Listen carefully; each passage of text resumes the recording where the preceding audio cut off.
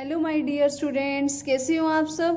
Students, previous video में हमने exercise 7.2 के 3 सम तक कंप्लीट कर लिए थे और आज हम स्टार्ट करेंगे सम नंबर 4। तो चलिए विदाउट वेस्टिंग टाइम हम जल्दी से इसे स्टार्ट करते हैं सम नंबर 4 को। सम नंबर 4 है students, find the ratio in which the line segment joining the points is divided by this. यानी हमें यहाँ पर लाइन सेगमेंट जो है पॉइंट्स को ज्वाइन करने से बना है उसको डिवाइड करने वाला, यानी जो पॉइंट है वो ऑलरेडी गिवन है बट हमें रेशियो फाइंड आउट करनी है। क्वेश्चन नहीं समझ आया, कोई बात नहीं, दोबारा से पढ़ते हैं स्टूडेंट्स।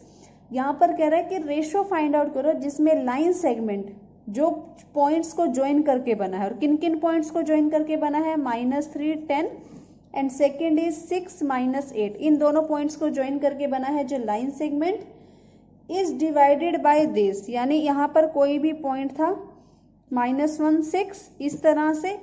अब हमें यहाँ पर ये बताना है ये किस रेशो में इसको डिवाइड करता है। ये पॉइंट इन दोनों पॉइंट्स के लाइन सेगमेंट है जो उन्हें किस रेशो में डिवाइड करना है। यानी अभी तक तो हम यहाँ पर पॉइंट फाइंड आउट कर रहे थे, अब हमें क्या फाइंड आउट करना है? रेशो फाइंड आउट करनी है। अभी तक हमें क्वेश्चन में रेशो गिवन होती थी, अब हमें रेशो यहाँ पर फाइंड आउट करनी है। तो यहाँ पर हम ए पॉइंट मान लेते हैं -3, 10 को एंड बी पॉइंट मान लेते हैं 6, -8 को। और यहाँ पर हमें ऑलरेडी जो पॉइंट गिवन है उसे हम पी मान लेते हैं। लेट पी -1, 6 जो है वो डिवाइड कर रहा है, divide A B in ratio M N. वो इसे m और n रेशो में डिवाइड करा। यानी अब की बार हमें mn और n नहीं दिया हुआ, x भी दिया हुआ है, y भी दिया हुआ है, x1 है, y1 है, x2 है, y2 है, बस m और n नहीं है। तो हम वही सेक्शन फॉर्मूला अप्लाई करेंगे। तो मैं आपको सबसे पहले लिख देती हूँ क्या है हमारे पास। x1 -3, y1 10, x2 6, y2 -8 और x है -1 और y है 6। बस हमें यहाँ पे m और n गिवन नहीं है।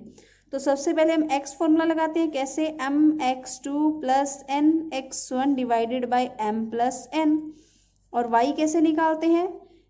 my2 + ny1 बाय में m + n, इस तरह से निकालते हैं। अब यहाँ पर x ऑलरेडी गिवन है, क्या गिवन है? -1, तो हम यहाँ पे पुट कर देंगे। m हमें नहीं पता, x2 हमें पता है क्या है 6, n नहीं पता, x1 क्या है -3, m और n नहीं पता, तो इसे ऐसे ही रहने देते हैं। y हमें यहाँ पर क्या पता है? 6 है। m हमें यहाँ पर नहीं पता, y2 पता है -8 है, n नहीं पता, y1 क्या पता है 10 है और mn नहीं पता, तो इसे ऐसे ही लिखा रहने देते हैं।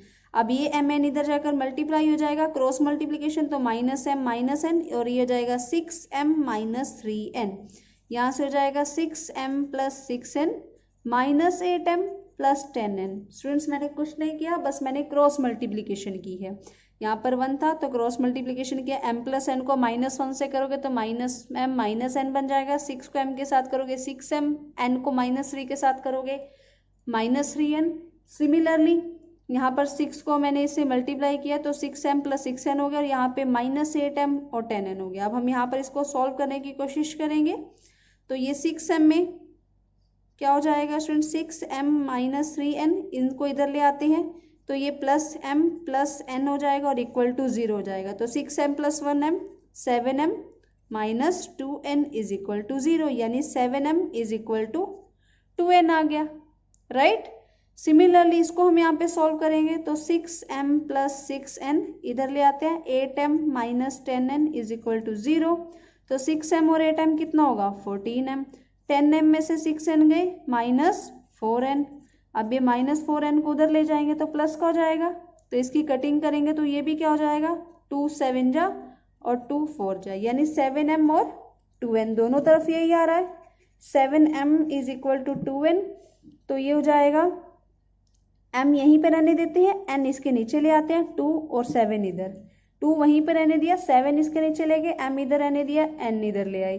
सिमिलरली अगर यहाँ भी बात करें 7m 2n, तो m इधर ही रहने देते हैं, n इसके नीचे ले आते हैं, 2 राइट साइड रहेगा, 7 इसके नीचे ले जाएंगे। तो यानी m और n की रेशो क्या आई स्टूडेंट्स? 2:7। और हमें यहाँ पर क्या पता लगाना था? यही रेशो ही फाइंड आउट करनी थी। तो स्टूडेंट्स ये था आपका सम नंबर 4, बहुत ही आसान सा सम था, रेशो फाइंड आउट करनी थी, बस m और n नहीं पता था, बाकी आपको सब पता था। तो m और n को छोड़कर आप सभी वैल्यू सेक्शन फॉर्मूला में प्लेस कर दीजिए। तो आपको स्टूडेंट्स आप समझ ही पा रहे हो, देखो सेक्शन फॉर्मूला कितना इंपॉर्टेंट रोल प्ले कर रहा है इस एक्सरसाइज में। तो सेक्शन फॉर्मूला जरूर अच्छे से याद कर लीजिएगा, right students. Now moving to sum number 5।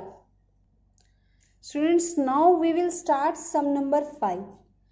Find the ratio, इसमें भी हमें रेशियो फाइंड आउट करनी है, इन विच, जिसमें लाइन सेगमेंट जो कि 2 पॉइंट्स को ज्वाइन करके बना है उसे डिवाइड किया जा रहा है एक्स एक्सिस से, और हमें यहाँ पर कोऑर्डिनेट्स भी फाइंड आउट करने हैं पॉइंट ऑफ डिवीजन के, जो भी पॉइंट ऑफ डिवीजन है उसके कोऑर्डिनेट भी फाइंड आउट करने हैं। तो यानी हमें यहाँ पर क्या बोला गया है, एक लाइन सेगमेंट है जो कि किन पॉइंट्स को ज्वाइन करके बना है, ए ऑलरेडी यानी यहाँ पर गिवन है 1, -5 और बी गिवन है -4, राइट। और इसे डिवाइड किया गया है एक्स एक्सिस से। अगर एक्स एक्सिस से स्टूडेंट्स कोई पॉइंट डिवाइड किया जा रहा है, इसका मतलब वाई तो क्या होगा, 0 होगा। और हमें यहाँ पर रेशियो फाइंड आउट करनी है, m और n की रेशियो फाइंड आउट करनी है। उसके बाद हमें पॉइंट ऑफ डिवीजन के कोऑर्डिनेट्स भी फाइंड करने हैं, राइट। तो स्टूडेंट्स सबसे पहले हम यहाँ पर क्या करते हैं, m और n रेशियो को। अब एक और बात यहाँ पर है स्टूडेंट्स, जैसे कि m और n रेशियो है, क्या मैं इसको इस तरह लिख सकती हूँ, m/n = 1, ये n इसके नीचे आ जाएगा तो इक्वल में 1 बचा।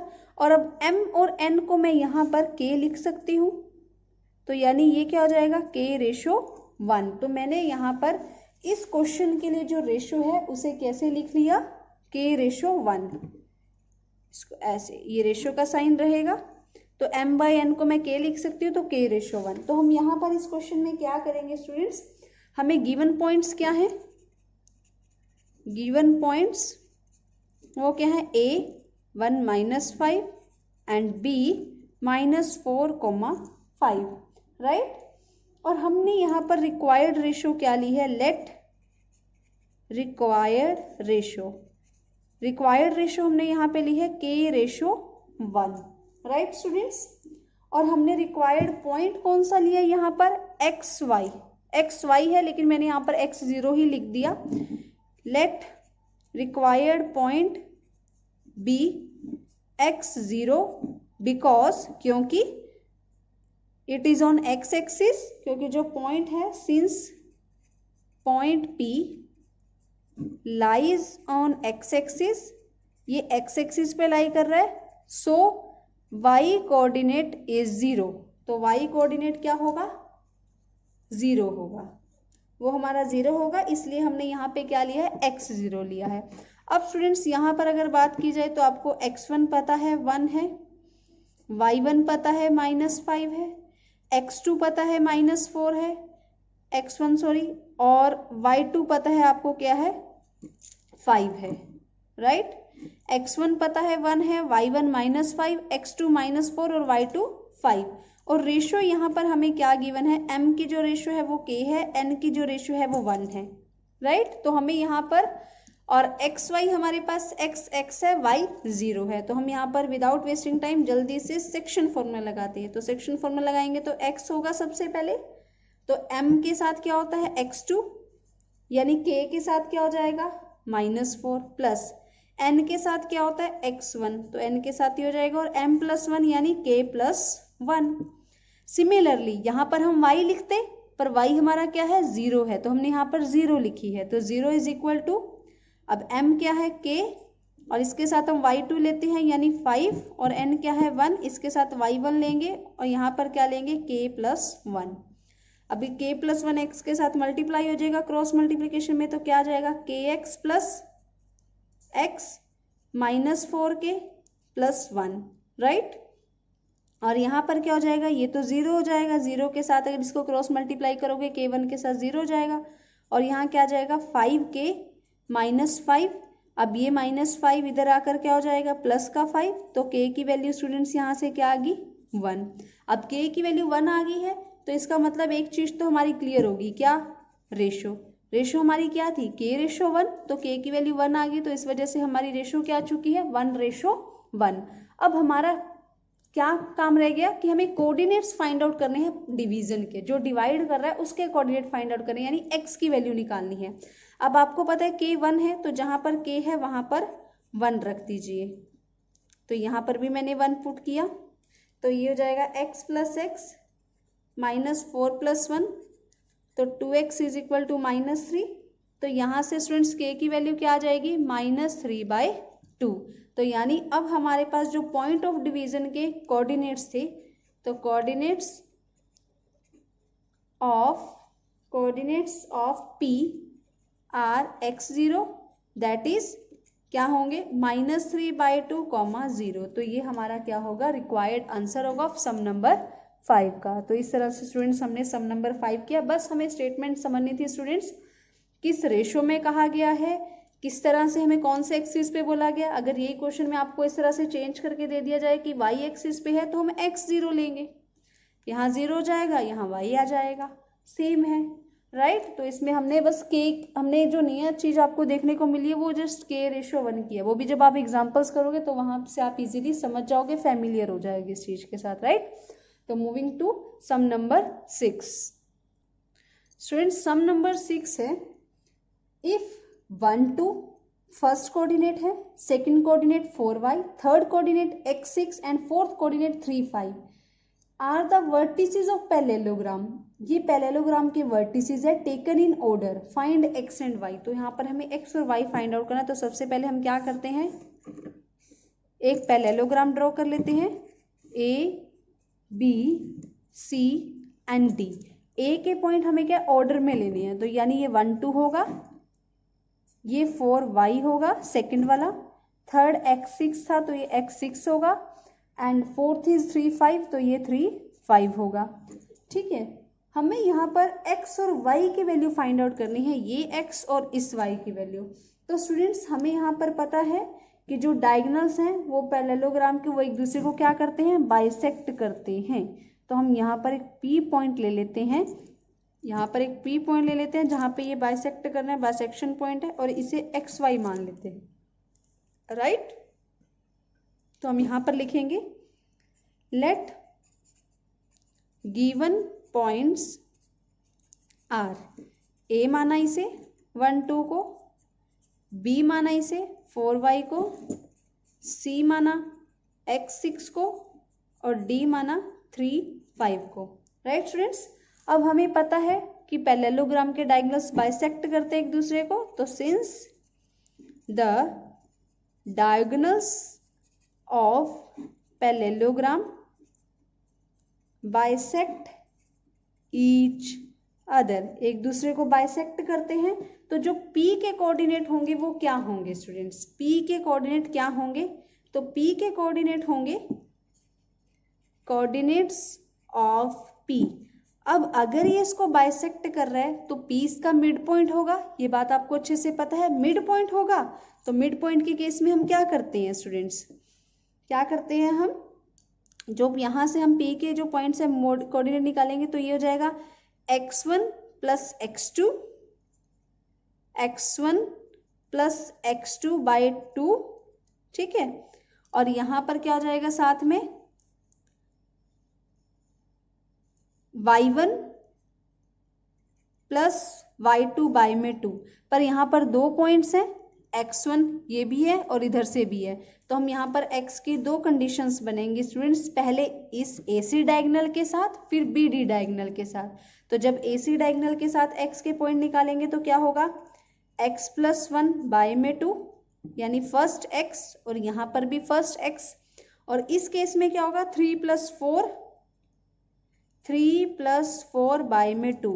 तो इसको जब सॉल्व करेंगे तो क्या आएगा, x + 1/2, 7/2, क्रॉस मल्टीप्लाई करेंगे तो 2x + 2, 7 2 = 14, तो ये हो जाएगा 2x = 12, x = 6। यहाँ से x क्या आ चुका है हमारे पास, 6 आ गया।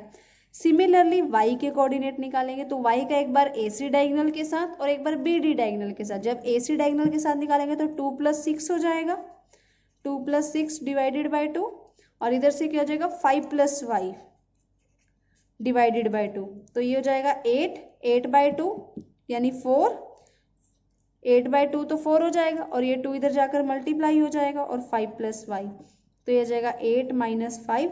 तो यहाँ से y की वैल्यू स्टूडेंट्स क्या आ गई 3। इट मीन्स जो x और y की रिक्वायर्ड वैल्यू थी वो क्या थी स्टूडेंट्स 6 और 3। तो हम यहाँ पर लिख सकते हैं रिक्वायर्ड वैल्यू, इसे हम बड़ा कर देते हैं, बड़े फाइंड आउट करने थे हमें। Required value of x and y is 6 और 3 रिस्पेक्टिवली, राइट। तो this is your sum number 6। तो स्टूडेंट्स सारा जो क्वेश्चन का सॉल्यूशन है वो बस आपको कंसंट्रेशन करके मिल जाएगा। स्टेटमेंट बार बार पढ़ो, स्टेटमेंट को समझने की कोशिश करो, क्योंकि बहुत से बच्चों को स्टेटमेंट ही नहीं क्लियर होती है, तो इसी वजह से उनका क्वेश्चन जो है वो भी गलत हो जाता है। 10th क्लास बोर्ड के एग्जाम्स होते हैं, तो आपको प्लीज स्टेटमेंट पे कंसंट्रेशन करो, स्टेटमेंट को अच्छे से समझो, सोल्यूशन अपने आप मिलेगा आपको, और कंसेप्ट जरूर क्लियर करो, right. Now moving to sum number 7। Sum number 7 है students, find the coordinates of point A के कोऑर्डिनेट निकालने हैं, जहां पर ए बी तो क्या है सर्कल का डायमीटर है जिसका सेंटर गिवन है और बी पॉइंट गिवन है, यानी ए हमें गिवन नहीं है। तो ये सर्कल है, राइट, इसका ये डायमीटर है, तो ए बी उसने बोला है डायमीटर है, तो सर्कल का जो सेंटर होता है वो क्या होगा ओ होगा, और सेंटर हमें कितना गिवन है, सेंटर इज 2 - 3, और b कितना गिवन है 1 4, और a हमें नहीं गिवन तो a को हम xy मान लेते हैं, राइट। तो हम यहाँ पर लिख लेते हैं let centre of circle is o which is 2 - 3 and end points are a xy b 1 4, right. तो हम यहाँ पे ये गिवन है। अब स्टूडेंट्स आप लोगों को अच्छे से पता है कि जो सर्कल का सेंटर होता है वो डायमीटर को बाइसेक्ट करता है, तो हम यहाँ पे लिखेंगे since centre of circle bisect the diameter, bisect करता है इसका मतलब 2 इक्वल पार्ट्स में डिवाइड करता है, तो हम कौन सी फॉर्मूला यूज करेंगे, yes mid point formula, note section formula. Section formula हम इसमें नहीं लेंगे क्योंकि यहाँ पर जो इक्वली डिवाइड कर रहा है ना 1:1 में, तो 1:1 में कर रहा है तो हम क्या यूज करेंगे मिड पॉइंट फॉर्मूला। तो मिड पॉइंट फॉर्मूला कैसे यूज करेंगे, यहाँ पर हमारे पास एक्स वाई ऑलरेडी गिवन है, मैं यहाँ पर लिख देती हूँ एक्स गिवन है 2, वाई गिवन है -3, और x1 है x ये वाला, ठीक, और यहाँ पर हमारे पास y1 है y, x2 है 1, y2 है 4, ये गिवन है। तो अब हम यहाँ पर क्या करेंगे स्टूडेंट्स, फॉर्मूला को यूज निकालेंगे। तो यहाँ पर x कैसे निकालते हैं हम, x1 + x2 y में 2, और y कैसे निकालते हैं y1 + y2 y में 2, ठीक है। तो x हमें यहाँ पर क्या गिवन है 2, x हमारे पास क्या गिवन है स्टूडेंट्स 2, x1 क्या है x, x2 क्या है 1 y में 2, तो ये 2 2 जा 4 हो जाएगा, 4 = x + 1, तो यहाँ से x की वैल्यू क्या आ जाएगी 4 - 1 यानी 3, तो x की वैल्यू 3 आ चुकी है।